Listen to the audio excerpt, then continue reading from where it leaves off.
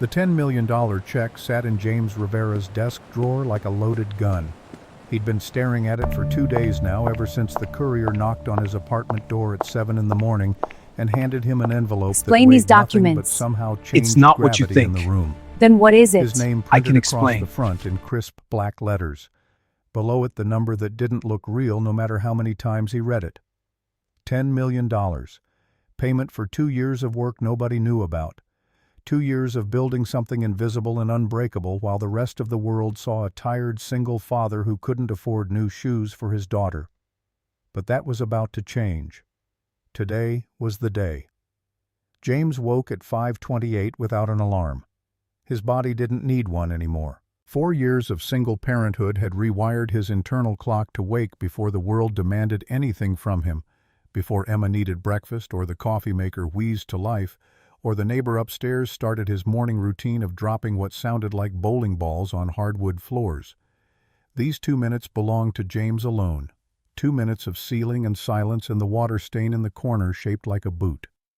The landlord had promised to fix it 14 months ago. James had called 3 times in the first month, then twice.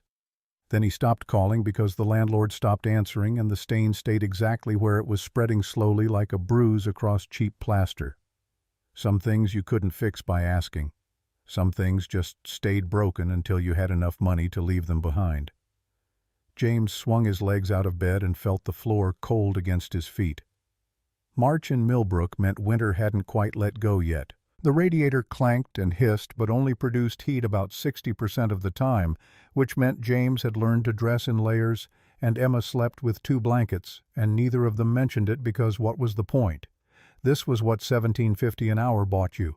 A 1-bedroom apartment on the west side where the heat worked sometimes, and the landlord made promises he never kept, and every month you did the math, 3 different ways, hoping the numbers would work out different, but they never did. He pulled on jeans and a thermal shirt and walked to the kitchen. The coffee machine sat on the counter like a small, loyal dog 12 years old and held together with optimism and a repair job he'd done himself with electrical tape and a YouTube video. He filled the reservoir with water and pressed the button. The machine clicked twice, made a sound like it was reconsidering its life choices, then started dripping coffee into the pot with a rhythm James had memorized years ago. While it brewed, he opened the drawer where he kept the brown paper lunch bags, pulled one out, wrote Emma's name across the front in black marker, same as every morning. Peanut butter and jelly sandwich. Apple slices in a plastic container. Juice box. The exact same lunch he'd packed for 2 years because it was cheap and filling, and Emma had never once complained about the repetition. That was the thing about his daughter that broke his heart daily. At 9 years old, she already understood what it meant to carry weight without being asked. The apartment was quiet except for the coffee machine and the radiator and the muffled sound of the upstairs neighbor now apparently rearranging furniture at 5:40 in the morning. James made the sandwich and cut the apple and put it all in the bag and set it on the counter next to Emma's pink backpack with the broken zipper he kept meaning to replace but hadn't because replacement zippers cost money and the broken one still worked if you were careful. 6:15. Emma's door opened down the short hallway. She appeared in the kitchen doorway with her hair down around her shoulders, wearing her school uniform and mismatched socks because all her matching pairs had disappeared into whatever dimension consumed single socks. Her eyes were still half closed, but she was smiling because Emma woke up smiling most mornings, which was either a miracle or a condemnation of how little it took to make her happy. James pulled out a kitchen chair. Emma sat without a word, and he gathered her hair into his hands and started working it into a ponytail. He'd learned this skill 4 years ago at 3 in the morning, 2 weeks after Lisa walked out and left their daughter with a father who didn't know how to braid or brush or manage hair that tangled when you looked at it wrong. He'd watched a YouTube tutorial 11 times, practiced on a mop handle until his hands understood the motion, and nearly cried when he finally got it right, because it felt like maybe he could do this impossible thing after all. Now he could do it in 30 seconds with his eyes half shut. Gather, twist, pull through the elastic he kept on his wrist. Emma's ponytail sat high and neat, and she never once complained when he pulled too hard or missed a section or had to start over. She just sat still and let him learn. She poured cereal into a bowl. He poured the milk. They ate in silence. The good kind. The kind that didn't need filling with words or explanations or apologies for things that couldn't be fixed. Emma's shoes sat by the door, and James could see from across the room they were too small. A full size too small. She'd been walking slower to the bus stop for 3 weeks, wincing when she climbed the steps trying to hide the discomfort, because she knew what new shoes cost, and she knew what $40 meant when you only had $40. New shoes were $45 at the discount store. James had checked last week. He had $40 in his checking account until Friday.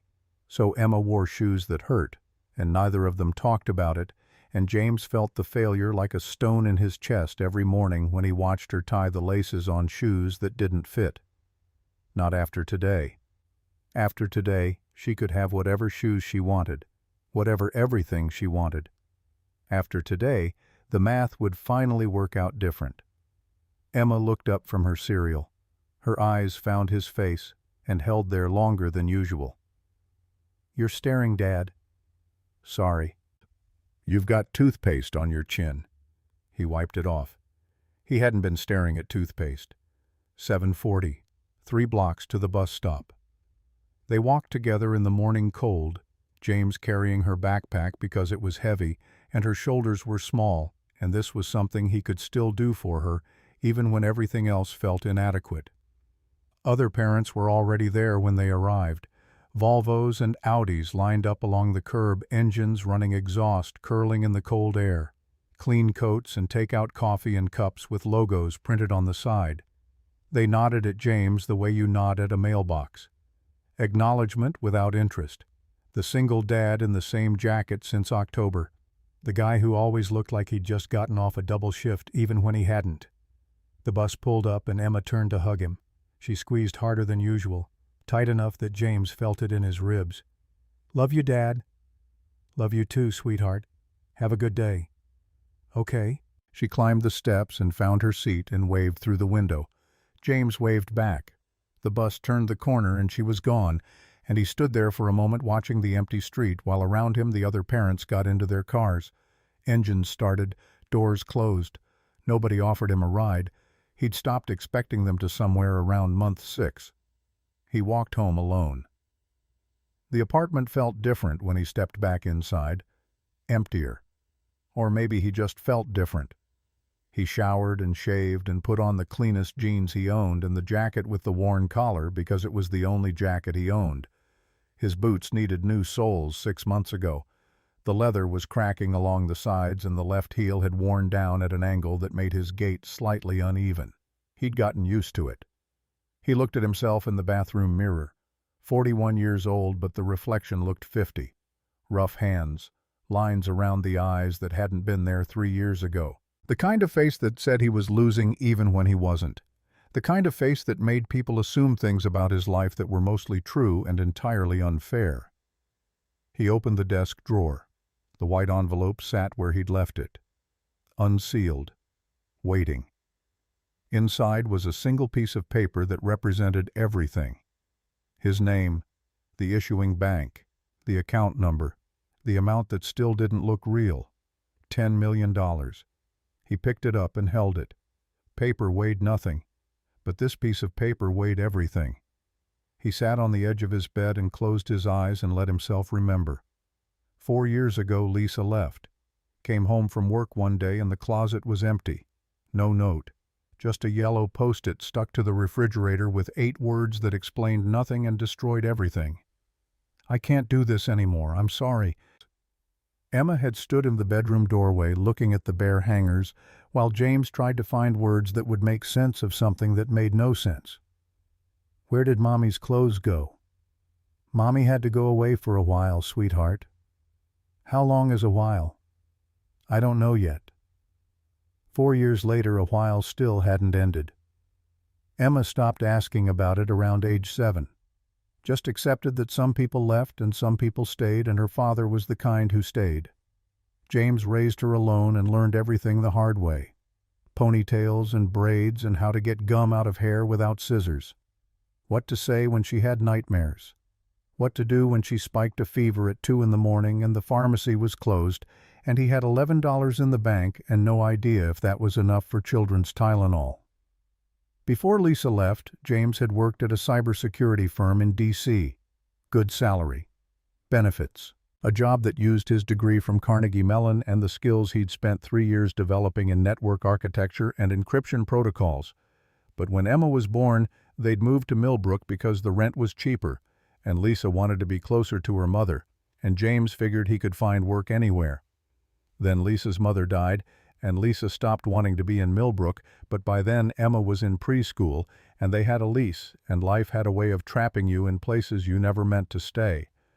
When Lisa left, James couldn't afford both childcare and a commute to D.C., couldn't afford to work the kind of hours a cybersecurity job demanded when he had a 5-year-old who needed him home by 6. So he took the first job he could find that let him be present. IT help desk at a local software company.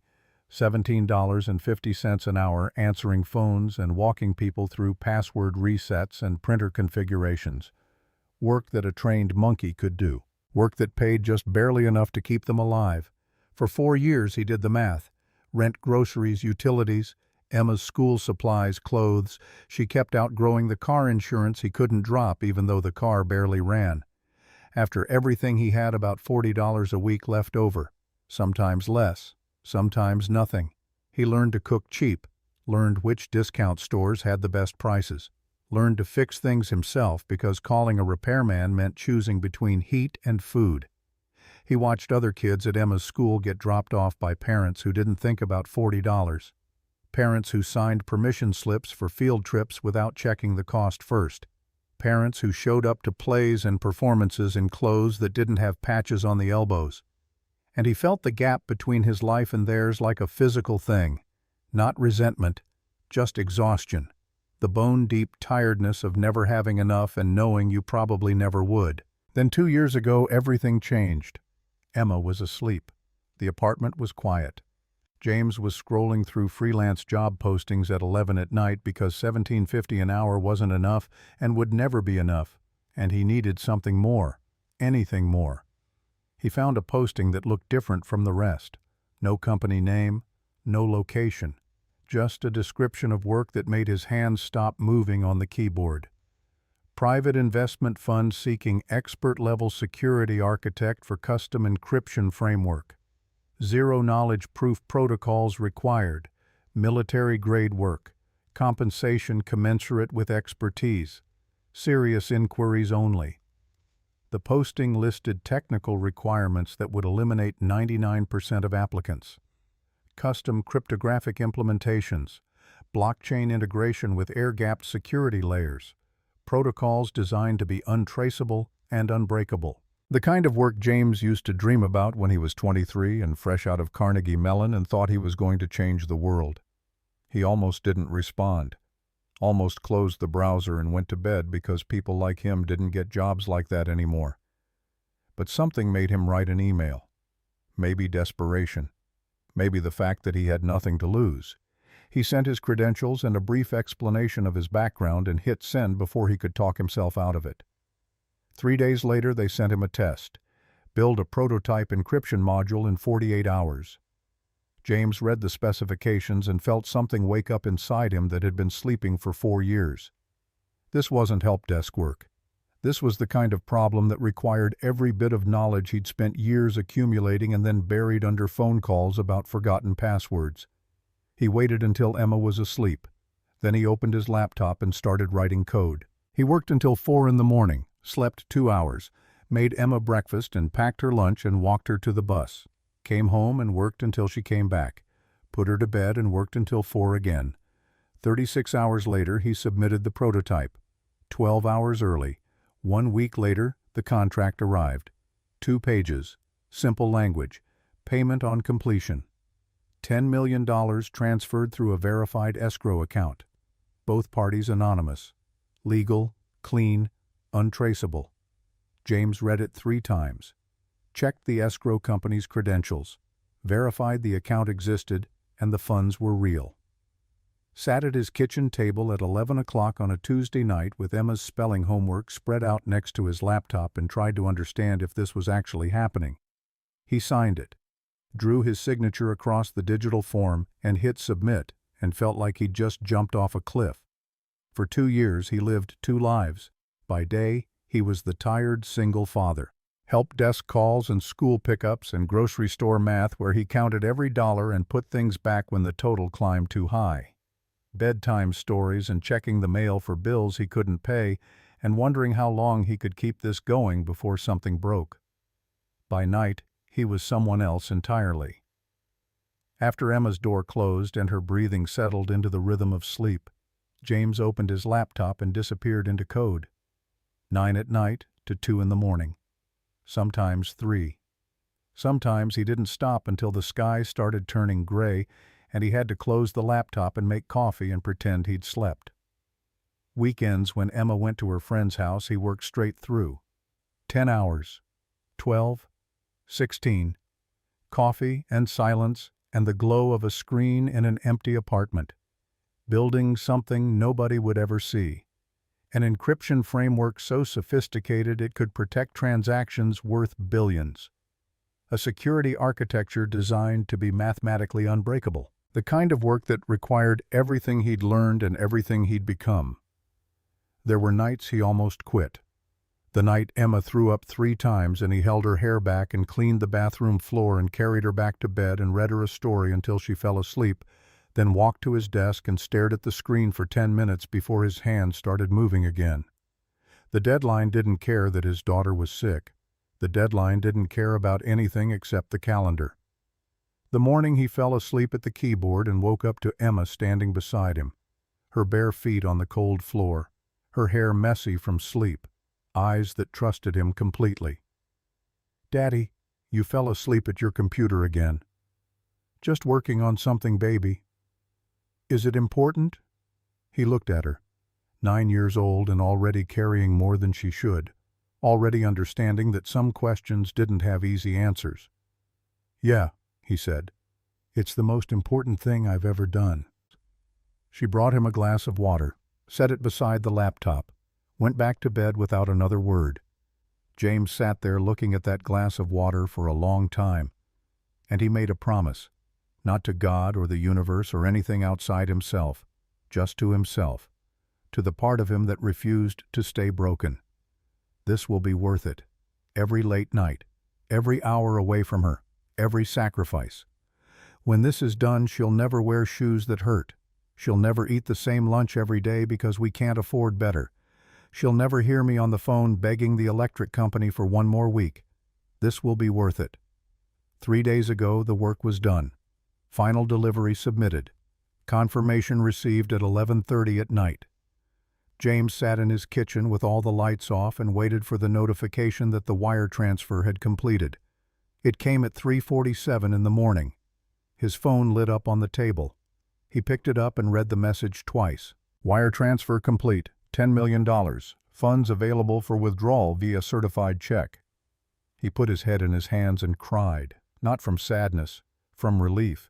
The kind that cracks you open because you've been holding yourself together so tight for so long that letting go feels like your whole body is breaking apart. The next morning a courier knocked on his door. James signed for the envelope in his pajamas. The courier didn't look twice at him, just handed over the package and left. Inside was the check. James pulled it out and stared at his name printed across the front, the amount that still looked fake. $10 million. He put it in a white envelope, put the envelope in the desk drawer, made Emma's lunch, walked her to the bus, came home and sat on his bed, and just breathed. He waited 2 days. Let it sink in. Let it become real. Checked the escrow account 3 times to make sure the money was actually there. It was. All of it. Real. Waiting. Today was the day. James folded the envelope into his jacket pocket and locked the apartment behind him. The train station was 6 blocks away. He walked with his hands in his pockets and his head down, and nobody looked at him twice because nobody ever did. Just another tired guy in worn boots heading somewhere that probably didn't matter. The train was crowded. Rush hour hadn't quite ended. James stood holding the rail and watched the city grow up around him through the dirty windows. The buildings got taller. Glass and steel replaced brick and concrete. The people on the train changed. Fewer work boots and more polished shoes. Fewer canvas jackets and more wool coats. By the time the train reached downtown Millbrook, James was the only person left wearing clothes that looked like they'd been worn every day for months. He got off at 5th Street. Summit Federal Bank was 2 blocks east. He could see it from the platform. A big stone building on the corner with brass handles on the glass doors and the kind of architecture that said it had been there forever and would be there long after everyone currently alive was gone. James stopped outside, took a breath. A woman walked past him without slowing. Designer bag. Phone pressed to her ear. She didn't see him. A man in a charcoal suit held the door open for the person behind him, saw James reaching for it and let it swing shut. James caught it with his hand and pulled it open and walked inside. The lobby was exactly what he expected. Cold and quiet. Marble floors that echoed every footstep. High ceilings with recessed lighting that made everything feel sterile and important. He got in line behind the velvet ropes and waited. The security guard stood near the entrance. Mid-30s, military posture, arms crossed over his chest. His eyes swept the room in a steady pattern, and when they passed over James, they paused. Just for a second. Then they came back. The guard's expression didn't change, but James saw the evaluation happen. Jacket, boots, hands, posture. The quick assessment that determined whether someone belonged or didn't. James kept his hands visible. He'd been in enough rooms like this to know how it worked. The line moved slowly. Ahead of him, a businessman in a $3,000 suit was arguing with the teller about wire transfer fees. His voice carried across the marble lobby. "This is unacceptable. I've been a client for 15 years. The teller nodded with practiced patience. "I completely understand, sir. Let me see what I can do." "Sir." The word came out automatically when you were wearing the right clothes. James had noticed that years ago. How the same word could mean respect or condescension depending on who was saying it and who they were saying it to. He waited. The businessman finished his complaint and moved aside. The teller looked past James to the person behind him, then caught herself and looked at James with a smile that didn't reach her eyes. Then he heard it. Heels on marble, sharp and deliberate. A woman crossed the lobby from a door marked Management, and James knew before he even looked up that this was going to be a problem. Diane Blackwood was 45 and looked like she'd spent all 45 years preparing for a role in a movie about corporate ice queens. Blonde hair pulled back so tight it looked painful. Navy suit without a wrinkle. Name tag polished to a shine. She moved through the lobby like she owned it, which in a way she did. Branch Manager. The person who decided who belonged and who didn't. Her eyes swept the room with the precision of a hawk scanning a field.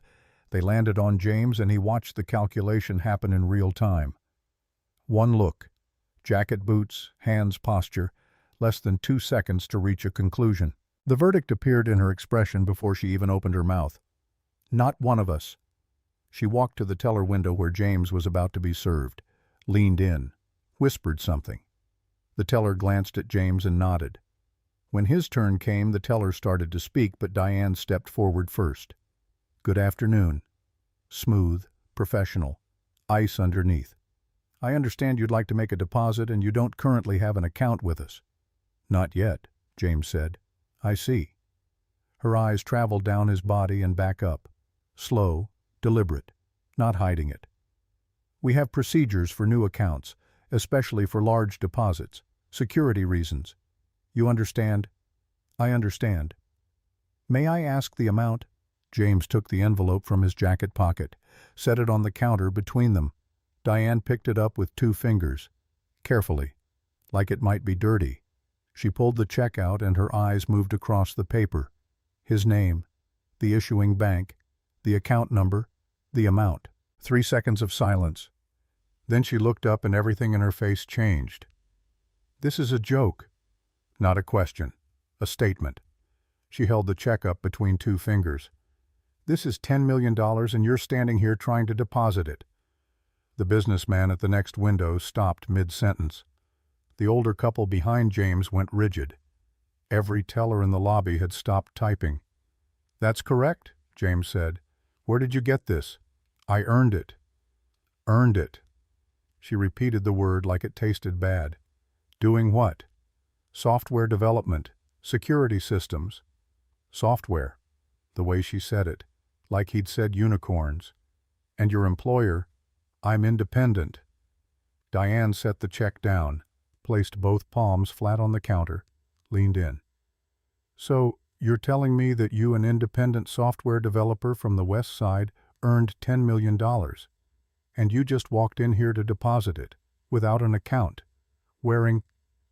She didn't finish. She didn't need to. Her eyes said the rest. The jacket, the boots, all of it. Behind him the businessman laughed. Short, quiet. But in that marble lobby everyone heard it. James's hands went still at his sides. Something cold moved through his chest. Not anger. Older than anger. The thing that builds in you when you've spent your whole life being measured by people who never once asked what you're carrying. Are you going to verify the check? He said. I'm going to do my due diligence, sir. Then do it. Don't tell me how to do my job. She picked up the phone, dialed. The lobby was silent now, every person watching. Yes, this is Diane Blackwood at Summit Federal Millbrook Heights branch. I need to verify a check. Escrow account. She read the numbers. Amount is $10 million. She listened. I see. And the account is active. Pause. No, I'm asking because the individual presenting it is atypical. Atypical. The word dropped into the lobby and nobody picked it up. She hung up. The account exists. Good, James said. Then there's no problem.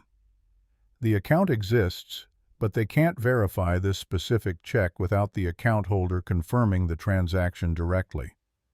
I have documentation, wire transfer receipt, contract, everything you need. I'm sure you do, but anyone can forge a contract. Anyone can fake an email. People walk in here every day with stories. This isn't a story. So you say. James felt the room shrinking around him, felt every eye measuring him and finding him wanting. Call them back. Have them contact the account holder. That could take days. I'll wait. Diane looked at him, held his eyes, made her decision. I can't accept this check. Why not? Because I have reason to believe it's fraudulent. The word cracked across the lobby like a whip. Fraudulent. In a bank, that word changes everything. Changes what you are. 1 second ago, James was a customer. Now he was a suspect. The businessman stepped back. The older woman clutched her purse to her chest. Marcus, the security guard, moved his hand to his radio. Every eye in the lobby was on James, and not one of them saw a man depositing a check. They saw exactly what Diane Blackwood wanted them to see. Part 1. Complete word. Count 5 127 words. I apologize. I need to continue to reach the minimum 6,800 words. Let me continue. Part 1. I can provide whatever documentation you need, James said. His voice didn't rise, didn't shake. Wire receipts, contract details, references. I'm sure you could produce all kinds of paperwork. Diane's tone had shifted, no longer professional, something personal showing through. Let me speak to your supervisor. I am the supervisor. Your regional manager, then, whoever's above you. I don't need to involve anyone else. She smiled, cold, final. I'm rejecting this transaction. Company Policy Section 12, Subsection 4. I have the authority to refuse any deposit I deem suspicious, and I deem this very suspicious. You haven't verified anything. James could feel his control slipping, but he held it, kept his voice level. You've looked at me and made a decision based on... He stopped, because finishing that sentence meant saying it out loud, meant naming the thing they both knew was happening, meant forcing every person in that lobby to face what they were watching. Diane finished it for him. Based on the fact that you don't look like someone who has $10 million, she held up the check. This is either stolen, forged, or part of some scheme I haven't figured out yet, and I'm not going to let my bank get used. She turned to Marcus. "Please escort this gentleman out of the building." Marcus moved forward, one hand near his belt, professional but reluctant. "Sir, I need you to come with me." James looked at him, then at Diane, then at the check in her hand, that single piece of paper that held 2 years of 2 a.m. nights and cold coffee and promises he'd made to his sleeping daughter. "I'm not leaving without that check." "This check," Diane said, "is being held as evidence, and I'll be reporting it to the authorities." "Evidence of what?" "Attempted bank fraud." The words landed like stones on the marble floor. James stood alone in a room full of people who had already decided what he was. Not one of them could see the truth because the truth doesn't wear the right jacket. Marcus stopped 2 feet from James, close enough to reach him, far enough to give him a choice. "Sir, I need you to come with me." The word again. Sir. But this time it carried weight that had nothing to do with respect. Marcus said it quietly, not aggressive, not hostile, the voice of a man doing something he didn't want to do. His eyes met James's for half a second and something passed between them. Not agreement, not sympathy, recognition. One working man looking at another. James didn't move. "I'm not leaving without that check." Diane was still holding it, both hands now, the paper slightly bent from how hard she was gripping it. "This check is being held as evidence. You can take it up with the authorities when they arrive." "You're calling the police?" "I'm considering it." "For what?" "Standing in line trying to deposit a check for attempted bank fraud." James took a breath, held it, let it out slow. Around him the lobby had become an audience. The businessman had moved to the side, leaning against a counter with his arms crossed, watching like this was entertainment. The older couple stood frozen near the rope line, the woman's hand on her husband's arm.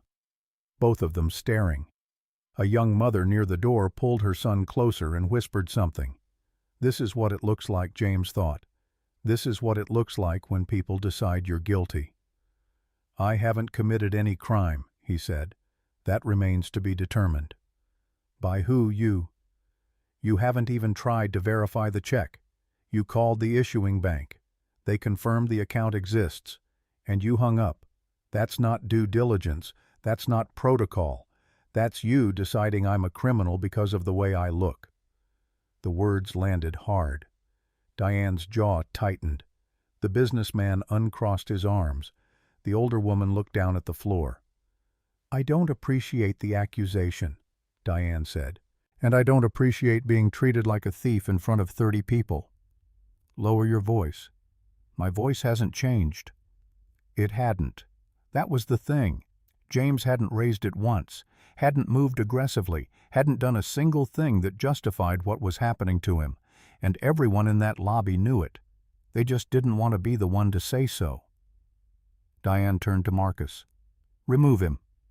Marcus hesitated, just a beat, just long enough to be noticeable. "Ma'am, maybe we should—" "Marcus, now." The guard stepped forward, reached for James's arm. James pulled back, not a swing, not aggressive, just a man who didn't want to be touched. "Don't," James said. "I'll walk out. Just give me my check." "That check stays with me," Diane said. "It's my property. It's fraudulent property. You don't know that. I know enough. You looked at my jacket and my boots, and you decided you knew everything you needed to know. But you don't know a single thing about me. Not one." Silence. The kind that presses against your ears. The kind that makes you aware of your own breathing. Diane stared at him. Her face had gone past professional now, past the mask. Something personal was showing through, something hard, something that had nothing to do with bank policy or fraud prevention. She'd made a call and now she was in too deep to back down. Admitting she was wrong would mean admitting what she'd done. And people like Diane Blackwood don't do that. Not in front of a lobby full of customers. Not in front of her staff. So she doubled down. "You know what I think." She set the check on the counter, smoothed it flat with her palm. "I think you found this, or someone gave it to you, and you thought you'd walk in here and try your luck. Figured maybe we'd just process it. Maybe nobody would ask questions. Maybe you'd walk out of here with $10 million that don't belong to you. But you picked the wrong bank. And the wrong manager. She looked at Marcus. Get him out of my lobby. Marcus took James's arm, firmly this time. Not rough, but final. James pulled free. I said I'll walk. Give me the check. No. That check represents 2 years of my life. Then you should have been more careful with your story. It's not a story. I built security architecture for, I don't care what you built. Diane's voice cut clean. I care about protecting this bank and its customers from people who walk in off the street with fairy tales and forged paper. It's not forged. You know it's not forged. The issuing bank confirmed the account, not the check. There's a difference. Then let them confirm the check. 1 phone call. 5 minutes. I've made my decision. Your decision is wrong. My decision is final. They stared at each other, 2 feet apart, the check on the counter between them. James could see every detail of it from where he stood, his name, the amount, the signature line, everything he'd worked for, everything he'd promised Emma. Diane picked up the check, held it with both hands, thumbs on top, fingers underneath, the way you hold something you're about to destroy. James saw it coming. His stomach dropped before she moved. Don't, he said. But Diane had already made her choice. She took a red stamp from beneath the counter, brought it down on the check with deliberate force. The word appeared in bright red ink across the center. Rejected. Below it she stamped again. Suspected fraud. Then she pulled out a black marker and wrote across the top in her own handwriting. Confiscated, D. Blackwood. She slid the check into a clear plastic evidence bag, sealed it, signed her name across the seal with flourish. This check is being held as evidence of suspected fraud, she said. You can file a complaint with the authorities. James stared at the bag, at his check sealed behind plastic like something dangerous, like something that needed to be contained. 2 years of work reduced to evidence of a crime he didn't commit. That was my check, he said. His voice came from somewhere far away, somewhere outside his body. That was fraudulent property, Diane said, and I disposed of it accordingly. Company policy allows me to confiscate and prevent fraudulent instruments from being reused. It wasn't fraudulent. In my professional judgment it was. Your professional judgment is wrong. You're welcome to file a complaint. A complaint. James almost laughed. Almost. She'd just confiscated $10 million of his money and she was telling him to file a complaint. You're lucky I'm not pressing charges, Diane said. James looked at her, really looked, and he saw it clearly. She believed every word. This wasn't cruelty for the sake of cruelty. This was certainty, absolute airtight certainty that she knew what she was looking at, that she could read a person's worth from the outside in, that the world was exactly as simple as she needed it to be. That was the worst part, not malice, conviction. I earned that money, he said. I'm sure you believe that. I can prove it. With what more fake documents?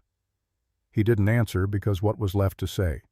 That he'd spent 2 years coding in the dark while his daughter slept, that the contract was real but designed for deniability, that he was exactly what he looked like, a man barely getting by until 3 days ago when a wire transfer changed everything, that the proof was in pieces on her counter sealed in plastic. Nobody would believe that. Nobody in this room. Not today. Marcus approached again, slower this time. He touched James's elbow, gentle, almost apologetic. Sir, he said quietly, let's go. James looked at the counter one more time. The bagged check sat on the marble surface next to Diane's nameplate. He tried to memorize what he could see through the plastic. Fragments of account numbers, part of his own signature, half of the amount. Then he turned and walked toward the door. The crowd parted. Nobody touched him. Nobody spoke to him. Nobody met his eyes. He was a story now, something that had happened to someone else, something they'd talk about later in safe, comfortable rooms. Did you hear what happened at the bank today? Some guy tried to deposit a fake check. $10 million. Can you believe it? The manager confiscated it right in front of everyone. Good for her. James pushed through the brass-handled door and stepped out into the afternoon sun. Behind him, he heard Diane's voice. Bright, clear, in control. Everyone can return to their transactions. I apologize for the disruption. We take fraud very seriously here at Summit Federal. The door swung shut. James stood on the sidewalk. People walked past him. Cars moved through the intersection. A taxi honked. A woman jogged by with headphones in. The city kept going. The whole world kept going. He pulled out his phone, opened his banking app. The escrow account showed a zero balance. The full amount had been drawn to issue the check that was now in a plastic bag on a counter inside a bank that wouldn't let him back through the door. Zero. His phone buzzed. Text from Mrs. Patterson. Emma's fine. We're making cookies. Take your time. He typed back. Thanks. Be there by 6. Another buzz. Electric bill. Overdue notice. $53. A month ago, $53 was a crisis. $53 meant choosing between heat and groceries. $53 meant lying awake at night doing math that never worked out. Today. What should have been today. $53 was nothing. A rounding error. But the check was gone. James sat down on a bench at a bus stop. Empty. Nobody waiting. He leaned forward, elbows on his knees, and stared at the sidewalk. A crack in the concrete ran from his left boot to the curb. He followed it with his eyes, counted the smaller cracks branching off it. 7. Stupid thing to notice, stupid thing to count. The train back to the west side left in 20 minutes. If he caught it, he'd be home by 5:30. Enough time to make dinner. Maybe they'd watch a movie. Emma liked the old animated ones. She'd seen them all 100 times, but she always wanted to watch them again. He could do that. He could sit on the couch and watch a movie and pretend everything was fine. He was good at pretending. He stood up, started to walk toward the train station, then stopped. A black town car was pulling up in front of Summit Federal Bank. Professional driver. The kind of car that costs more per hour than James made in a day. The back door opened and a woman stepped out. Mid-50s, gray suit, red scarf. She moved with the kind of authority that doesn't announce itself. It just exists. She didn't pause on the sidewalk, didn't check her phone, didn't look around. She walked straight to the bank entrance like she owned the building and every building around it. The glass door opened before she reached it. Someone inside had seen her coming. She disappeared inside. James stood on the sidewalk 30 feet from the bank entrance. His train was in 20 minutes. Emma was making cookies. Mrs. Patterson was waiting. He should go. He should catch his train, go home, hold his daughter, eat burnt cookies, and figure out tomorrow when tomorrow came. But his feet didn't move. The same instinct that had told him to answer that forum posting 2 years ago. The same instinct that had told him the contract was real when everything about it said it shouldn't be. That instinct told him to wait, so he sat back down on the bench, and he watched the bank entrance, and he waited. 5 minutes passed. The afternoon light shifted across the pavement. Shadows stretched from the buildings and touched the edge of the bench where James sat with his hands in his pockets and his eyes on the bank entrance. People walked by without seeing him. Same as always, same as everywhere. He'd gotten used to being invisible years ago. The bank door opened. The woman in the gray suit stood in the doorway. She wasn't looking at the street, wasn't looking at traffic or the buildings or the sky. Her eyes moved across the sidewalk with purpose, searching. They found James. She walked toward him, steady, deliberate, no hesitation, stopped 3 feet away and looked at him the way nobody in that bank had looked at him all day, like he was a person. Mr. Rivera. She knew his name. Yes. My name is Carol Hutchins. I'm the regional director for Summit Federal Bank. She extended her hand. James took it, firm grip, practiced but not cold. I believe there's been a serious problem today. You could say that. Would you mind coming back inside? I think we need to have a conversation. James looked past her at the bank. Through the glass doors he could see the lobby, the same marble floors, the same counters, the same place where 10 minutes ago Diane Blackwood had stamped his check with red ink and sealed it in plastic and called it fraud. I'm not sure that's a good idea. I understand your hesitation completely. Carol's voice didn't change, didn't soften or sharpen, just stayed level. But I give you my word, things are going to be handled very differently this time. How did you know what happened? Marcus Cole, the security guard. He called me directly 20 minutes ago, said something about the situation felt wrong and thought I should know immediately.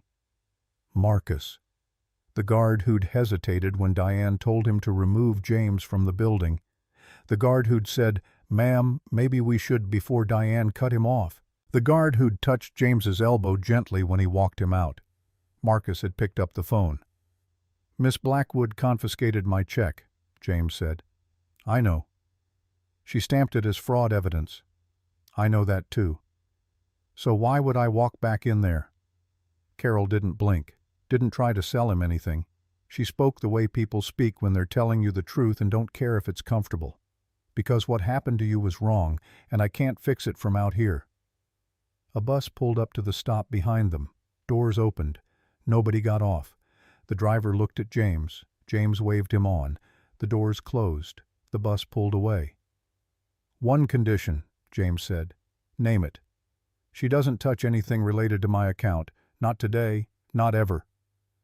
"That won't be a problem." "Why not?" "Because as of 3 minutes ago, Diane Blackwood no longer works at Summit Federal." The words hung between them. James searched Carol's face for performance, for politics, for the kind of corporate smoothness that means nothing and fixes nothing. He didn't find it. "You fired her." "I began termination proceedings. They'll be finalized within the hour." "Because of what she did to me. Because of what she did to a customer. Because she violated 6 different protocols. Because she confiscated property that wasn't hers to confiscate. And because she made a judgment based on appearance instead of facts." Carol paused. "That's not how we operate, or at least it's not how we're supposed to." James looked at the bank one more time. The same stone building, the same brass handles. But something had shifted. He could feel it. "Is she still in there?" "In my office with HR on speakerphone." "Does she know you're out here?" "She knows I left the room. She doesn't know why." "What did she say?" Carol's expression changed. Just barely. The ghost of something cold. That there must be some mistake. That I don't understand what happened. That she was protecting the bank. She really believes she was right. Most people do. Carol gestured toward the entrance. "Will you come back in, Mr. Rivera? I can't fix what she broke if you don't." James thought about Emma, about cookies, about going home and making this become a story he told no one. But then he thought about the way Diane had looked at him, the certainty in her eyes, the smile before she stamped the check, and he thought about the next man who'd walk into that bank wearing the wrong jacket carrying something real and get treated like nothing. "Okay." They walked to the bank together. Carol held the door. James stepped through. This time everyone in the lobby noticed. The lobby was fuller now. End of the workday crowd, lines at every teller window, conversations humming under the high ceiling. But when James walked in beside Carol Hutchins, the humming stopped. Not all at once. It traveled. The teller nearest the door saw them first. She nudged the woman beside her. That woman looked up. Then the customer she was helping turned. Then the next one. Like dominoes falling in slow motion, silence spread across the lobby until the only sound was the quiet hum of the air system and the click of Carol's heels on marble. The businessman was still there. Same spot. Same suit. He recognized James immediately. His face did something complicated. Surprise, then discomfort, then the careful blankness of a man who doesn't want to be noticed. The older couple was still there too. The woman grabbed her husband's arm, squeezed. Diane Blackwood was standing near the management office, red-faced. A man in a cheap suit beside her. HR most likely. Tablet in hand. Already taking notes. She'd been mid-sentence when the door opened. Her mouth was still half-formed around a word she never finished. She saw James and something moved across her face that wasn't fear, wasn't guilt, wasn't regret. It was anger, pure, hard, uncut anger. Because he was back. Because whatever she thought was over wasn't over. Because the man she'd dismissed was standing in her lobby next to the one person in the world she answered to. Carol didn't slow down. She walked straight to Diane, stopped 3 feet away. "Miss Blackwood, I believe you know Mr. Rivera." Diane's jaw was a straight line. "I've already explained the situation to. You'll have your turn to speak. Right now, I need you to listen." The words were quiet, not a whisper, not a shout, the exact volume of someone who doesn't need to raise her voice because everyone is already paying attention. "Mr. Rivera came into this bank approximately 1 hour ago. Is that correct?" Diane stared at her, then at James, then back. "Yes." "And he presented a check for deposit." "A fraudulent check."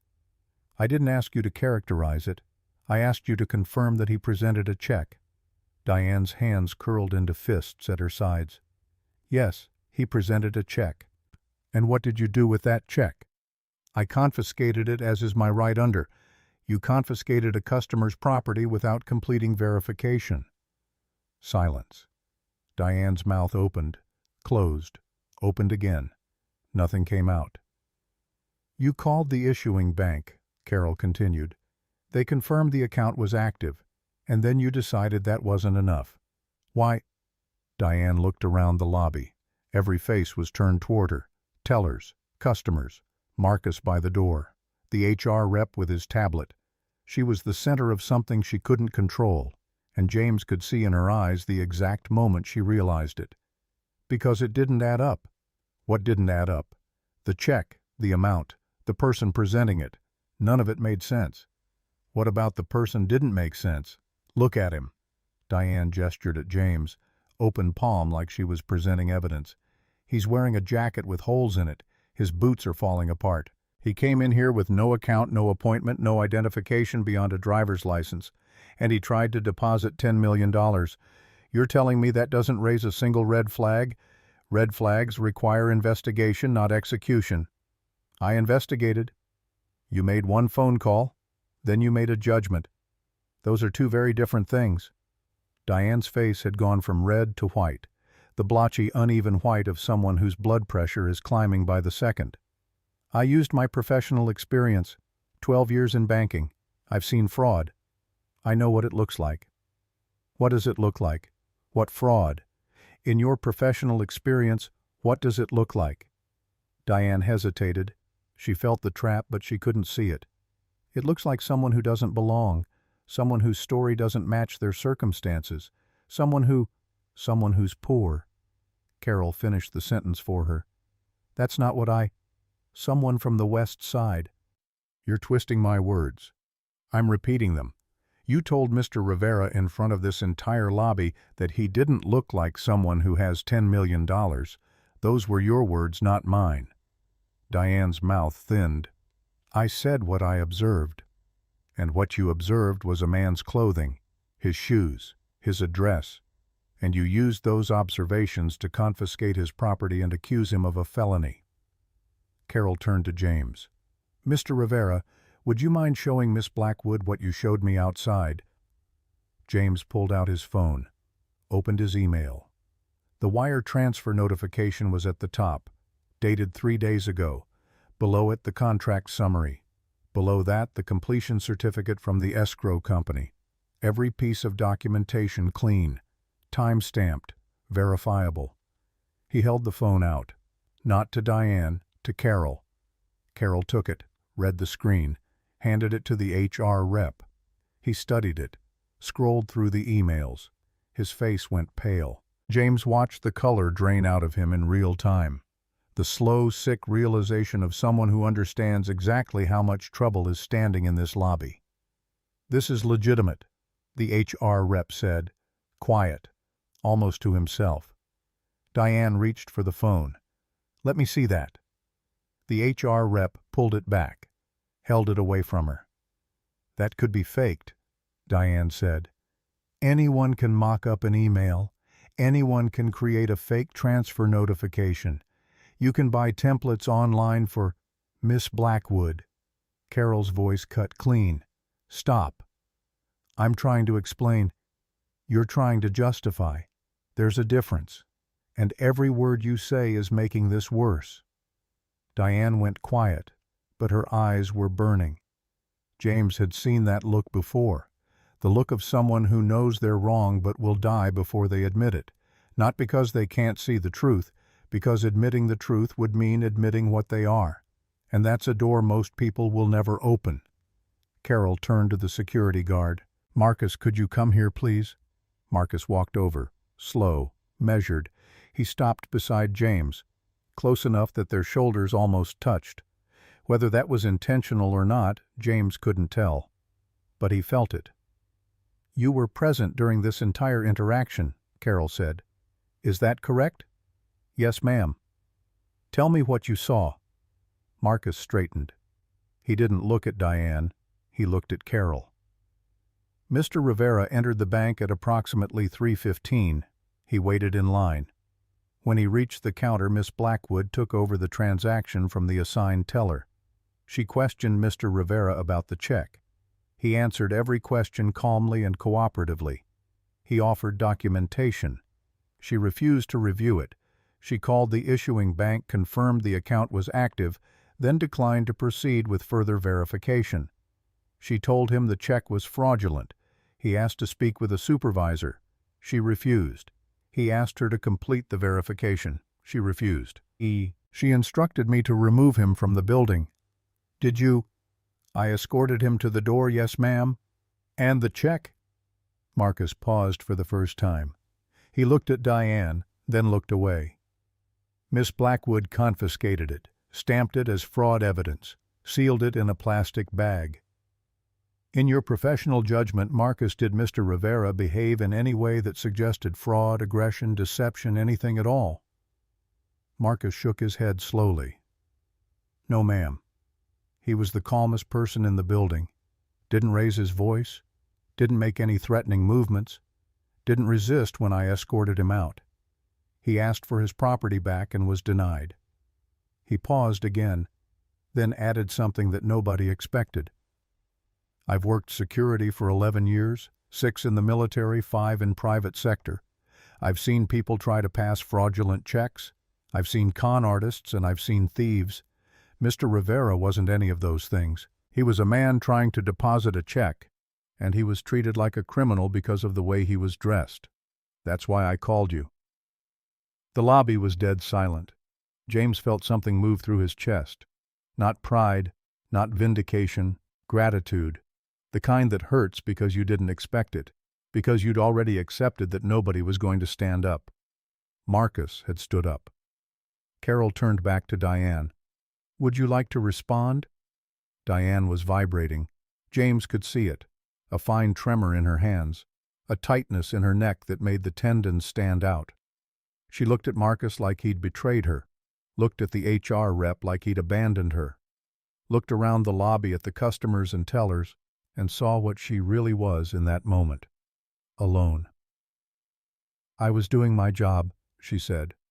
Her voice cracked on the last word. I was protecting this bank. I was protecting these customers. Do you know how many fraud attempts we get every month? Do you know what happens when one gets through? I'm the one who answers for it. I'm the one who gets called into the regional office and asked why I let a fake check clear. I'm the one who... You're the one who confiscated a legitimate check worth $10 million. Carol said it like she was reading a grocery list. You're the one who publicly accused an innocent man of a felony. You're the one who made a judgment based on a jacket and a pair of boots instead of doing your job. My job is to use judgment.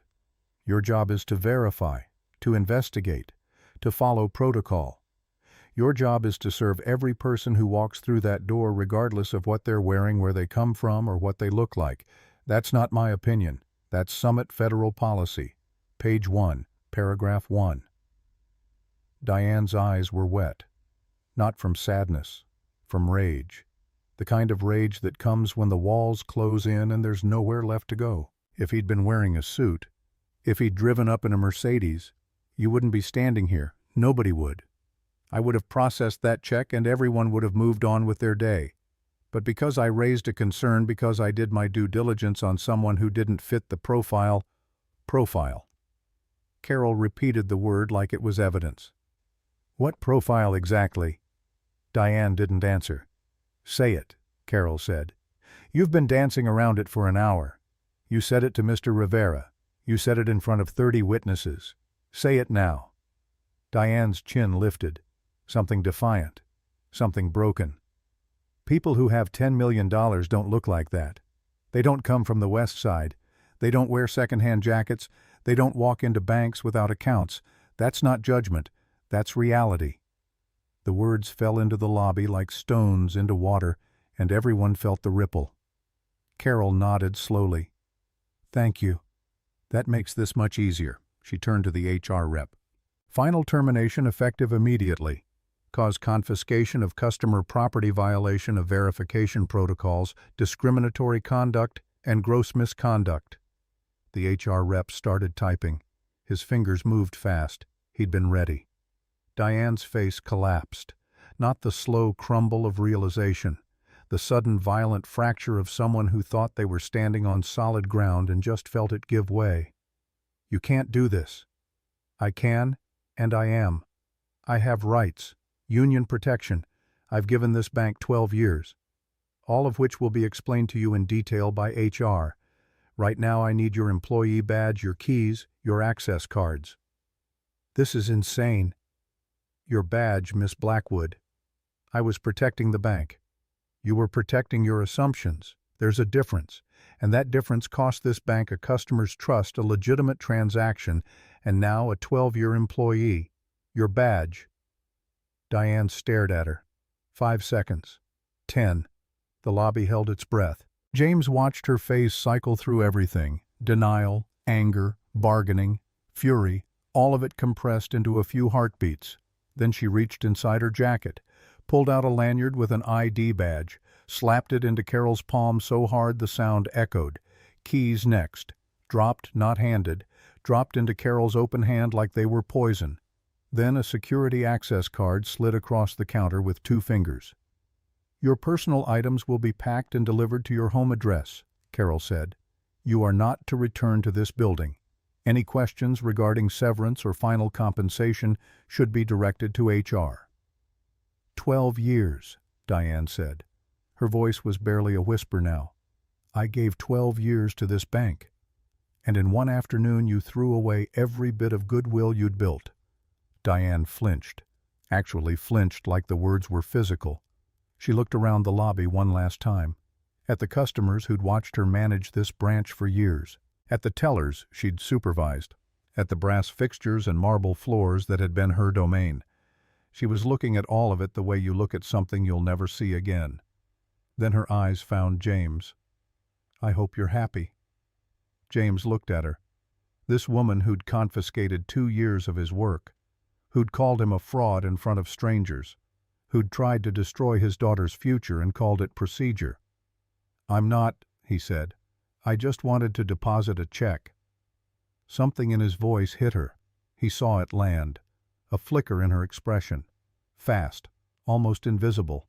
Not guilt, not apology. But maybe for 1/2 second the beginning of understanding. The first hairline crack in the wall she'd built around her certainty. Then it was gone. Marcus, Carol said, please escort Miss Blackwood out. Marcus walked to Diane. He didn't grab her arm, didn't rush her. He touched her elbow the same way he'd touched James's an hour ago, gently. Ma'am, this way. They walked toward the door. The lobby watched. Every customer, every teller. The businessman who'd laughed. The older couple who'd stared. All of them watching the cost of being wrong walk across that marble floor in heels that clicked once for every heartbeat. The glass door opened. Diane stepped through. Marcus followed. The door closed behind them, and Diane Blackwood was gone. The lobby stayed quiet for 3 full seconds, the longest 3 seconds James had ever counted. Then Carol turned to the room. I want to apologize to everyone who had to witness that, but I also want to be very clear about something. She didn't raise her voice. She didn't need to. Summit Federal Bank serves everyone. Everyone. Regardless of how you're dressed, regardless of where you're from, regardless of what you look like. That is not a policy. That is a promise. She pulled business cards from her jacket pocket, started handing them to people. If you ever feel that you've been treated unfairly in any branch of this bank, you call me directly. My personal number is on this card. I will answer. The older woman took a card. Her hand was trembling. Thank you. Thank you for doing that. The businessman took one too. He didn't make eye contact with anyone. He put the card in his pocket and went back to his teller window without a word. An hour ago, that man had laughed. Now he couldn't look up from the floor. James watched him go. Carol turned to James. Her face was calm, controlled, but there was something in her eyes that hadn't been there before. Not exhaustion, not satisfaction, something heavier. I have someone I want you to meet. A door opened. A man walked in. Mid-60s, silver hair, reading glasses hanging from a chain around his neck. He moved slowly but with intention, the way people move when they've been doing something for a long time and don't need to rush anymore. He extended his hand. Mr. Rivera, my name is George Palmer. I'm a senior account manager from our downtown branch. I've been briefed on what happened today, and I want you to know I'm embarrassed. Personally embarrassed. This is not the bank I've spent 30 years building. It's not your fault. Maybe not. But it's my responsibility. George's handshake was warm, both hands. From this moment forward, I'm handling your account personally. When your check arrives tomorrow, I'll process it myself. Here's my direct number. He pulled a card from his jacket pocket. Cream-colored, simple, just a name and a phone number. You call me for anything. Questions, concerns. If someone looks at you sideways in any branch of this bank, you call me, and I will handle it. James took the card, ran his thumb across the printed name. George Palmer, direct line. Thank you. It's my pleasure, sir. Sir, that word. The same word Diane had used like a weapon, the same 2 syllables she'd aimed at him like a slap. But from George Palmer, standing in that office with his reading glasses and his warm handshake and his 30 years of doing this job the way it should be done from him, the word landed differently.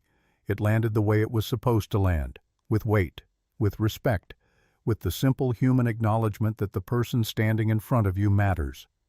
James felt it in his chest. A loosening. Something that had been clenched since the moment Diane held up his check and said, "This is a joke." Something deep and tight and heavy. Released. Not all the way, not completely, but enough. Enough to breathe. "Let's get your account set up," George said. "I'll need your ID, a few signatures, standard intake. Should take about 20 minutes. That's it. That's it. No interrogation, no background check on your wardrobe." George's eyes crinkled. "Just paperwork." They went through it page by page. George explained every form, every clause, every fee structure. He didn't rush, didn't condescend. Asked James if he had questions. Waited for answers. Treated the process like what it was supposed to be. A service, not a test. When they finished, George gathered the papers, tapped them straight on the desk, slid them into a folder with James's name written on the tab. "Accounts active. When the check arrives tomorrow, we deposit it. Standard hold for large deposits is 5 business days, but given the circumstances, I've spoken with Carol and we're expediting clearance. You'll have full access to the funds within 48 hours. 48 hours. Thursday. Thursday meant Emma could have new shoes by the weekend. Thursday meant he could pay the electric bill and the rent, and maybe start looking at apartments in neighborhoods where the heat worked all winter. Thursday meant everything. "I'll see you tomorrow morning, Mr. Rivera. I'll be here at 9. "I'll be here at 9. "Good man." George smiled. Genuine. The kind of smile that comes from someone who still believes in doing things right. Carol had more papers. Incident report. Formal complaint. A statement for the bank's internal investigation. "You don't have to file these, but I recommend it. For the record. The record that proves what happened. The record that makes sure it doesn't happen to someone else." James signed everything, read every word first. Carol didn't rush him. When he hesitated over a paragraph about potential legal remedies, she said something he'd remember. "Take your time. This isn't a deadline. This is your story." When they were finished, it was 7:15. Almost 4 hours since he'd first walked into this bank with an envelope in his jacket pocket. 4 hours that had contained more than some years. "Can I ask you something?" Carol said. "Sure." "When she was accusing you, when she was confiscating the check, you didn't fight back. You didn't raise your voice. You didn't threaten her or demand anything. You just stood there. Why?" James was quiet for a long time. He looked at his hands. Working hands. The calluses on his fingers from years of typing. Not the glamorous kind of callus. Not guitar strings or rock climbing. Keyboard calluses. The kind nobody notices. "Because they'd already decided who I was," he said. "Diane, the people in line, the businessman who laughed, all of them. They looked at me and they saw what they expected to see. And nothing I said was going to change that. Not in that moment. But you were right. Being right doesn't help when everyone in the room has already made up their mind." The words came easier now, like he'd been storing them for years and finally had permission to let them out. "I've been in rooms like that my whole life. Job interviews where they've decided before I sit down. Parent-teacher meetings where they talk to me slower because of the way I'm dressed. Stores where someone follows me down the aisle because I don't look like I can afford what I'm touching. You learn after a while that arguing with a closed mind is like talking to a wall. The wall doesn't move. You just lose your voice. That's a hard way to live. It's the way most people live. We just don't talk about it." Carol set down her pen. "For what it's worth, and I know it's not worth much right now, you shouldn't have to live that way. Not in my bank." "Your bank," James said. "What about the grocery store, the school, the apartment complex, the DM Vive? Every other place where someone takes one look and decides what I am. I can't fix all of those." "I know, but I can fix this one." "Then fix it." James met her eyes. "Not for me. I got lucky. I had Marcus. I had you. The next person might not have either. The next person who walks in here carrying something real, something they worked their whole life for and gets told it's fake because they're wearing the wrong shoes. Fix it for that person." Carol held his gaze. "I will." James walked through the lobby one last time. Quieter now. Most of the customers had gone. A few tellers were closing out their registers. Marcus stood at his post by the door. As James passed, Marcus straightened, nodded. "Mr. Rivera." James stopped. "Marcus, I'm glad you came back." "I almost didn't." "I know. That's why I called." They looked at each other. Two men who didn't have much in common on the surface. Different jobs, different lives, different sides of the lobby. But in that moment they understood each other perfectly. "Thank you." Marcus shook his head. "Don't thank me for doing what everyone in this building should have done an hour ago." James extended his hand. Marcus took it. Firm. Solid. The handshake of men who mean it. Sometimes doing the right thing doesn't make you a hero. It just makes you decent. And decent shouldn't be rare enough to deserve medals. Carol was waiting by the door. "If you change your mind about legal action, call me anytime.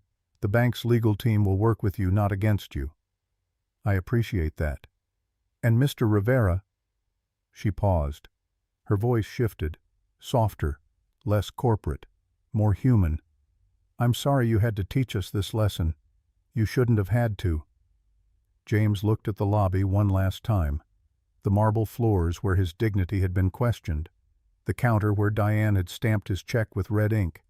The space where 30 people had watched and judged and decided he was guilty based on nothing but appearance. "Just make sure the next person who walks in looking like me doesn't have to teach it again." "I will. I promise you that."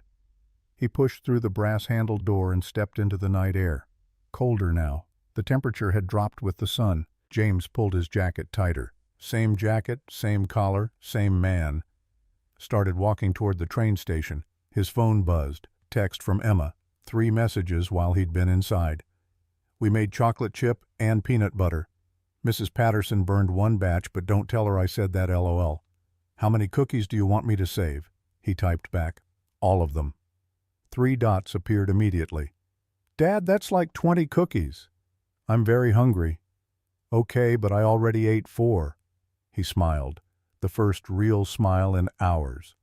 Slipped the phone back in his pocket and kept walking.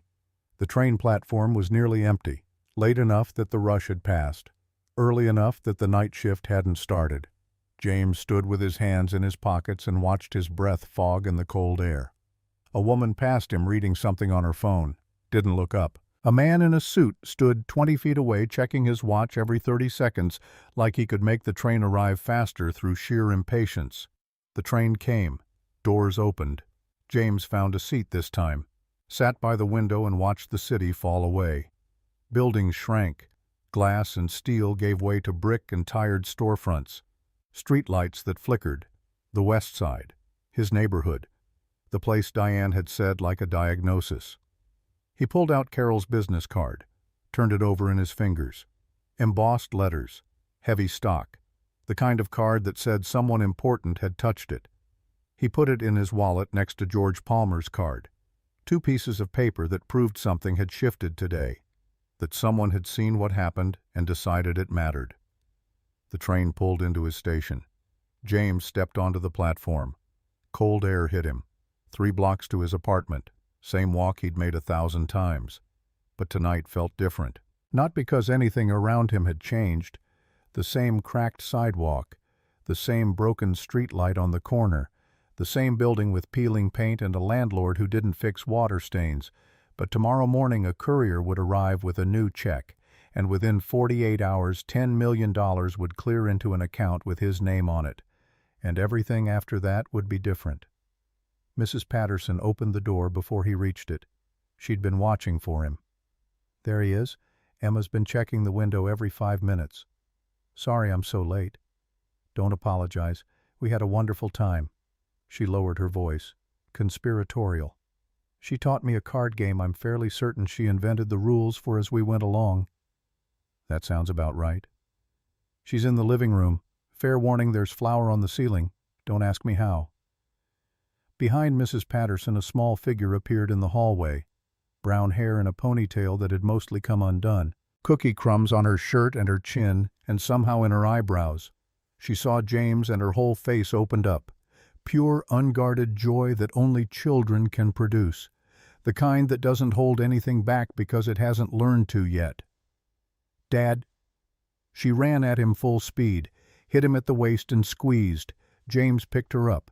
47 pounds and growing. Too big for this, really. His back protested. But he did it anyway. Held her while she wrapped her arms around his neck, and everything that had happened that day compressed into something small and distant and irrelevant. Because this was real. This was what mattered. The rest was just noise. We made so many cookies, Dad. I heard. Mrs. Patterson says I'm a natural baker. Mrs. Patterson is a very smart woman. Are you hungry?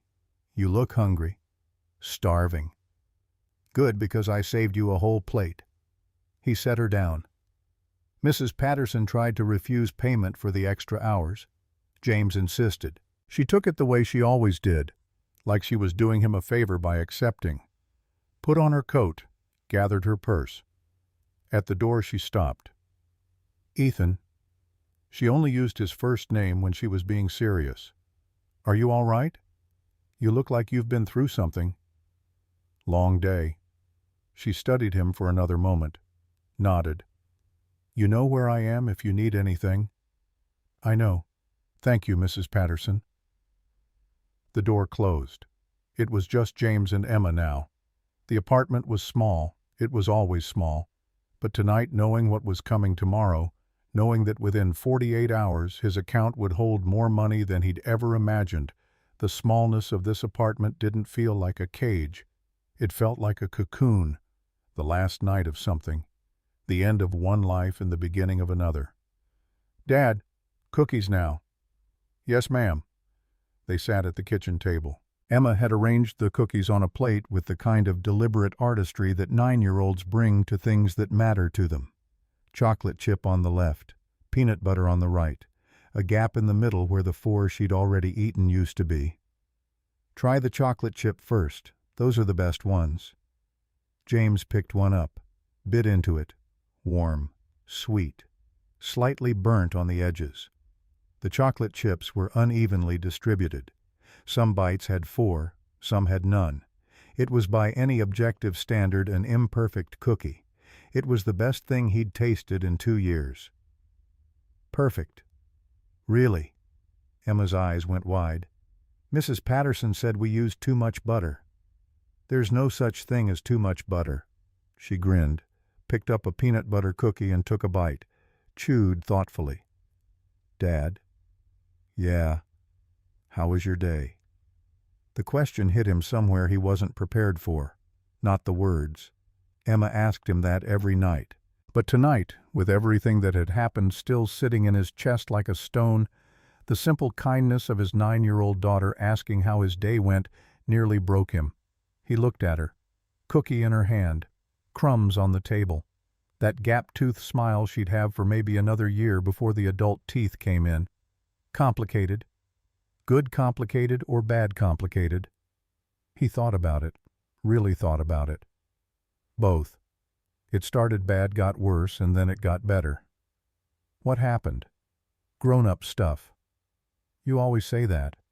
Because it usually is. Was it scary? He paused. A little bit, yeah. But you're okay. I'm okay. Good. She held out a peanut butter cookie. These fix everything. He took it. She watched him eat it with the intense satisfaction of a chef observing someone enjoy her work. Then she hopped off her chair and went to the living room. He heard the TV click on, the opening music of one of her animated movies, the one about the fish. She'd seen it 100 times. She'd watch it 100 more. "Dad, come on. It's starting." James cleared the table, put the remaining cookies in a container, wiped down the counter. Normal things, routine things, the small mechanical actions that hold a life together. Then he went to the living room and sat down on the couch. Emma immediately pressed herself against his side, her head on his arm, feet tucked under her. Within 10 minutes her breathing changed, slowed. Her body got heavier. The cookie in her hand tilted. James caught it before it fell. She was asleep. James sat there. The movie played. Colors moved across the screen. He wasn't watching. He was looking at Emma's face, the way her eyelashes rested on her cheeks, the way her mouth was slightly open, the small scar on her chin from when she'd fallen off her bike last summer and he'd carried her 6 blocks to urgent care because he couldn't afford an ambulance. He thought about what Carol had asked him. "Why didn't you fight back?" He'd given her one answer. The truth, but not the whole truth. The whole truth was harder. The whole truth was this: he didn't fight back because of Emma, because every choice he'd made for the past 4 years had been about her. Every decision filtered through one question. What does she need? She needed a father who came home, who didn't get arrested in a bank lobby, who didn't make a scene that ended up on someone's phone and then on the internet and then in a courtroom. She needed a father who could walk away from something wrong and still walk toward something right. So that's what he did. He walked away, and then he walked back, and the difference between those 2 walks was everything. His phone buzzed. Email notification. He opened it with one hand, careful not to wake Emma. The subject line made his chest tighten.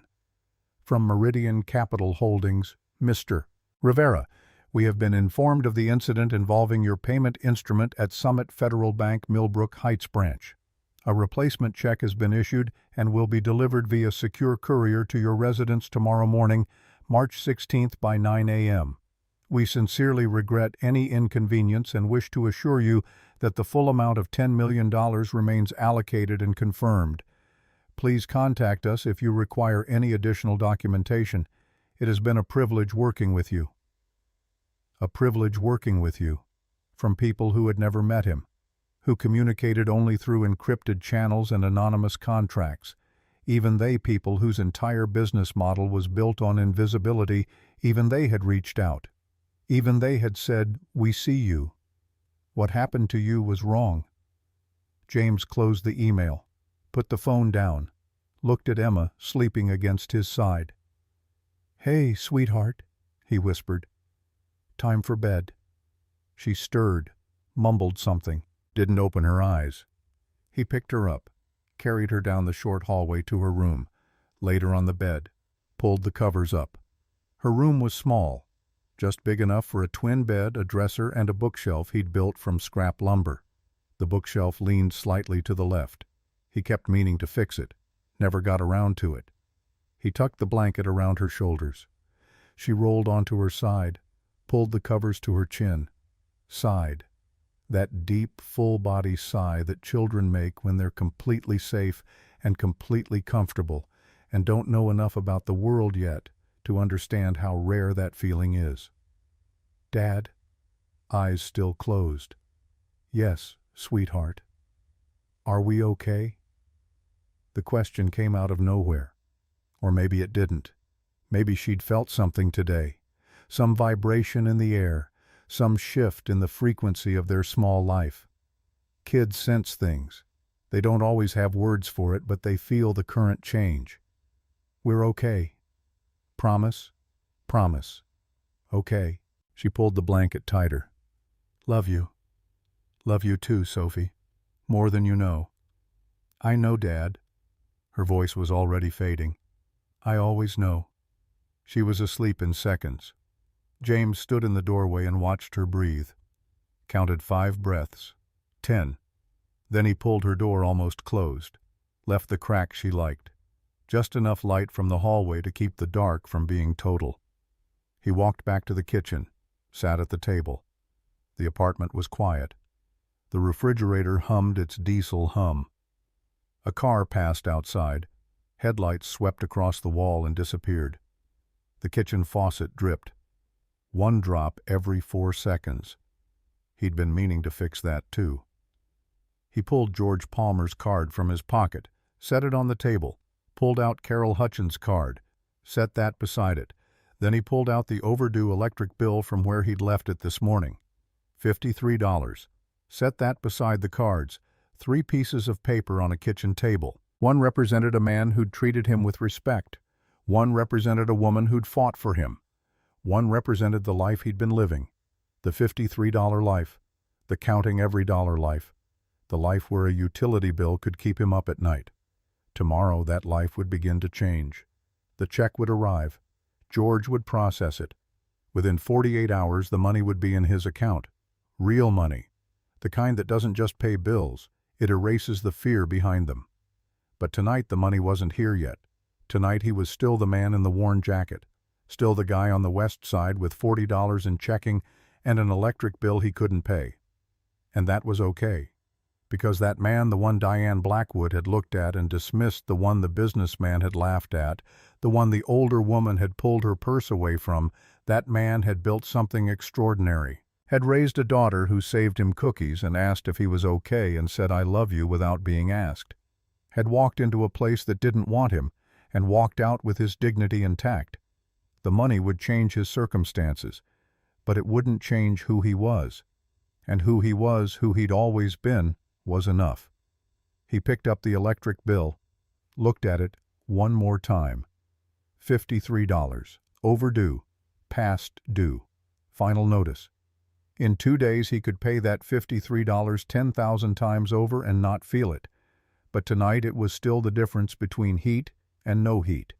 Tonight it was still real. He left it on the table. He'd pay it Thursday, along with everything else. James cleaned up the kitchen, washed Emma's cookie bowls, wiped flour off the counter, and yes, somehow off the ceiling, put the cookie container in the cabinet, turned off the lights.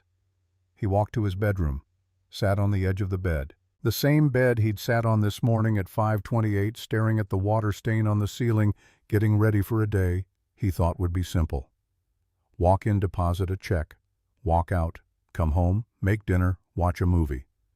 Nothing about this day had been simple. He lay back, stared at the ceiling, The water stain was still there, boot-shaped, 14 months and counting.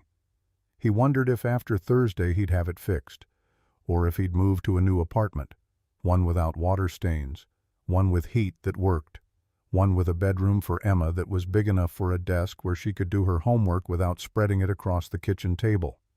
He could do that now. He could do anything now. But right now, in this apartment, in this bed with his daughter sleeping 20 feet away and cookies in the cabinet and a phone full of texts with too many exclamation points right now, he didn't need anything else. He closed his eyes. Sleep came faster than he expected. No dreams he could remember, just darkness and rest and the knowledge that tomorrow morning everything would begin again. He woke at 5:28. No alarm. His body knew. He opened his eyes and looked at the ceiling. The water stain hadn't moved. The apartment was cold. The radiator clanked but produced no heat. Some things were exactly the same as yesterday. But everything was different. James got up, made coffee. The machine clicked twice and wheezed and started dripping. He pulled out a brown paper bag, wrote Emma's name in black marker, made the sandwich, cut the apple, put in the juice box. Same lunch as always. Last time he'd make it because he had to. Next time would be because he chose to. 6:15. Emma's door opened. She appeared in the kitchen doorway with her hair down. He sat her in the chair and did her ponytail. 30 seconds, eyes half shut, muscle memory. They ate breakfast in comfortable silence. Emma poured cereal.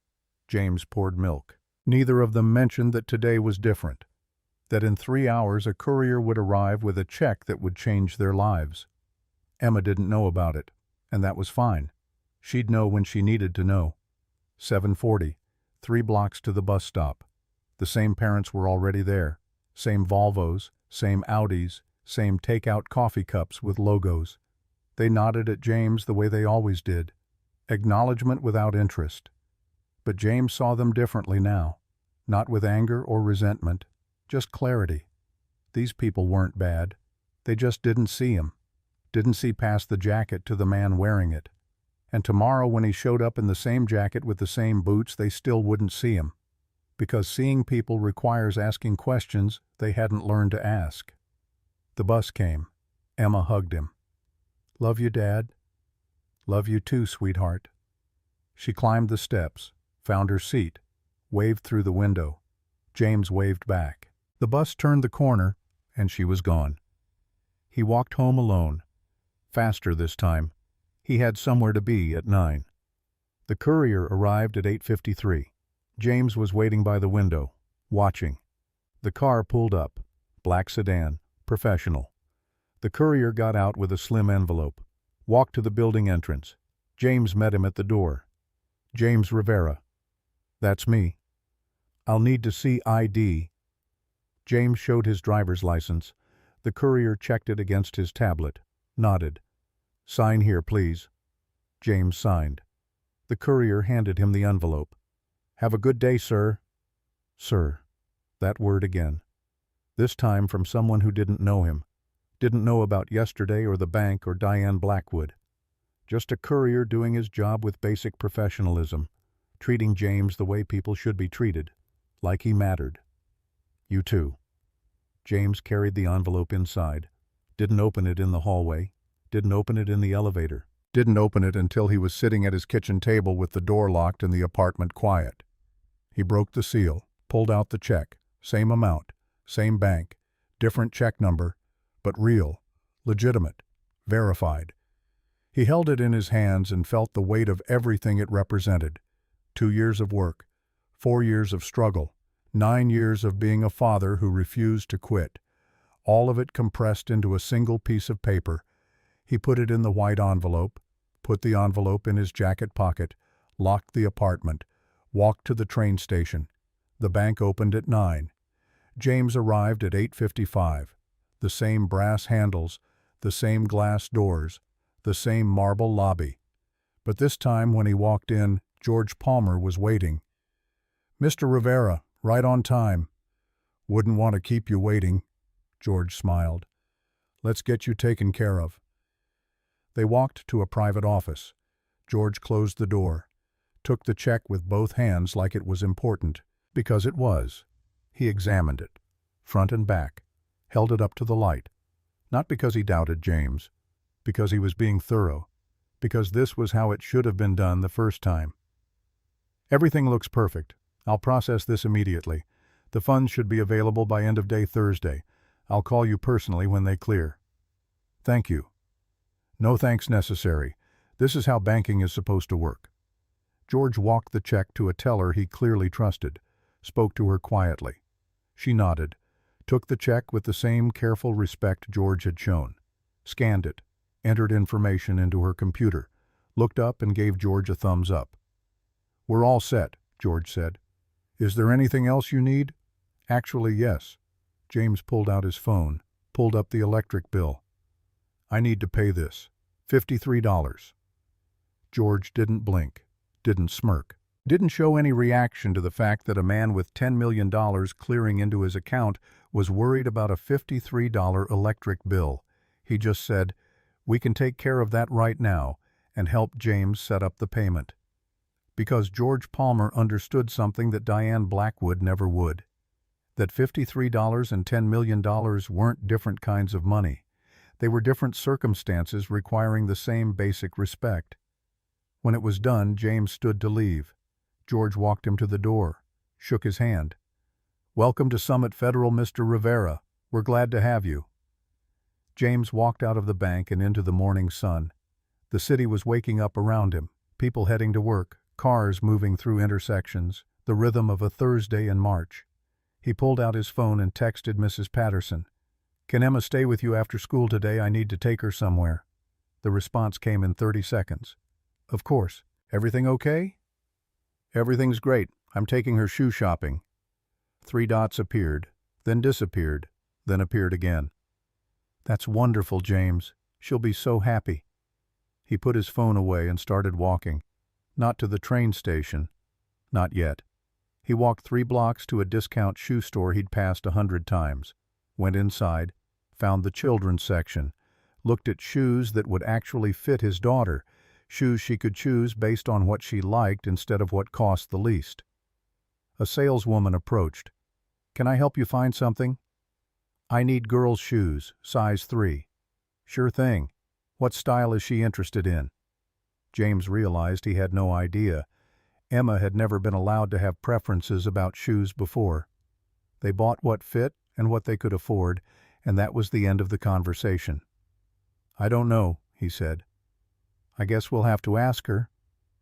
The saleswoman smiled. That's usually the best way. When are you bringing her in? After school today. Perfect. We'll be here.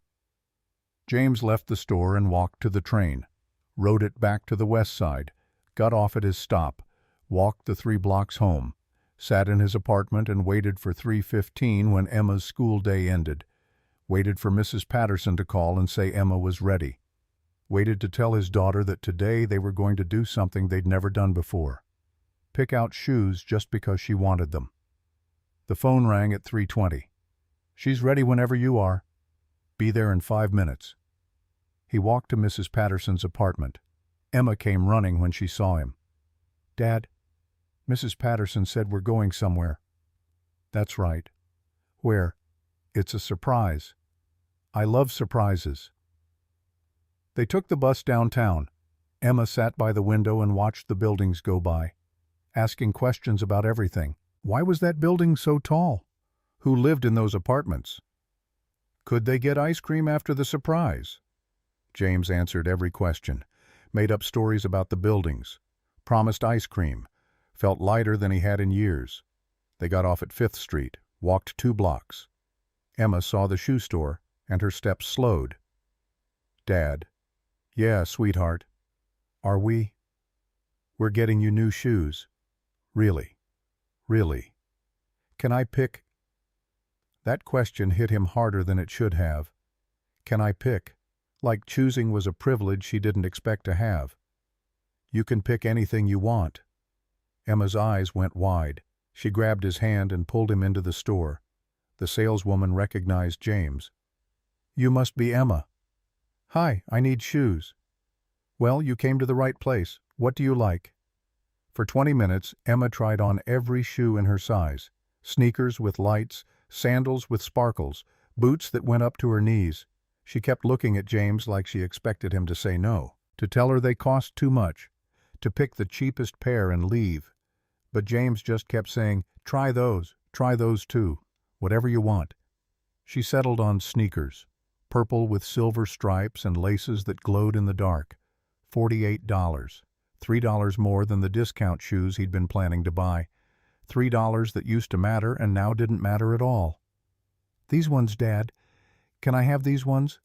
Of course. The saleswoman boxed them up. James paid. Emma carried the box like it contained treasure. They walked out of the store and she stopped on the sidewalk, looked up at him with eyes that were too serious for 9 years old. Dad, are you sure we can afford this? And James knelt down so he was at her eye level, so she could see his face when he told her the truth. Yes, sweetheart, we can afford it, and things are going to be different now. Better.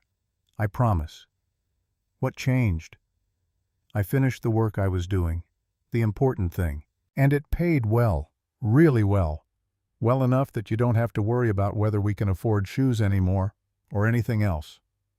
Emma processed this. So we're not poor anymore.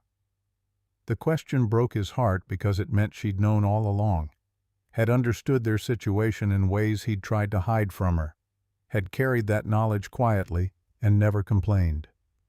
No, baby, we're not poor anymore. She hugged him, right there on the sidewalk, wrapped her arms around his neck and squeezed. I'm glad, Dad. Not because of the shoes, because you worked so hard, and you deserve good things to happen. Sometimes children understand the world better than adults ever will. Sometimes they cut straight to the truth that matters. That good things happening to good people isn't about money. It's about fairness, about work being rewarded, about the universe occasionally getting it right.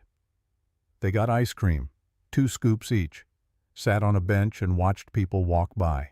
Emma kept the shoebox on her lap, kept looking inside to make sure the shoes were still real. Can I wear them now? Of course. She changed into them right there on the bench, put her old shoes in the box, stood up and walked in circles testing them out. They don't hurt, Dad. They actually don't hurt. That sentence, that simple observation, they don't hurt. Like pain had been so normal she'd stopped noticing it until it was gone. James made another promise to himself right there, not to God or fate or anything external, just to himself. To the part of him that refused to accept that his daughter should suffer for circumstances she didn't create. She will never go without again, never wear shoes that hurt or eat the same lunch because we can't afford variety or sit in a cold apartment because the heat doesn't work. Never. Whatever it takes, however long this money lasts. She gets to be a kid who doesn't have to worry, who gets to pick things because she likes them, who gets to just be 9 years old. They rode the bus home. Emma fell asleep against his shoulder, her new shoes on her feet, the glow-in-the-dark laces already starting to shine in the dimming light. James carried her inside, put her to bed without waking her. She didn't even stir when he pulled off the new shoes, just rolled over and slept the sleep of children who trust completely that they're safe. He went to his room, checked his email. Nothing from the bank yet. The money wouldn't clear until tomorrow. But it would clear. George had promised. And unlike yesterday's promises, this one he could trust. James lay in bed and stared at the water stain on the ceiling. Tomorrow he'd call a contractor, or maybe a realtor. Start looking at places where the ceiling didn't leak and the heat worked and Emma could have her own room big enough for all her things. But tonight, he was still here, in this apartment, in this bed, in this life that was ending and beginning at the same time. His phone buzzed. Text from George Palmer. Funds cleared early. Account active. Congratulations, Mr. Rivera. James read the message 3 times, opened his banking app, watched the screen load, saw the number appear. Available balance $10 million. $10 million. Real. Cleared. His. He closed the app, set the phone down, and breathed. Everything had changed, but in the most important ways, nothing had changed at all. He was still James Rivera, still Emma's father, still the man who'd built something valuable while the world wasn't looking, still someone who measured worth by different metrics than money. The difference was now the world would have to look.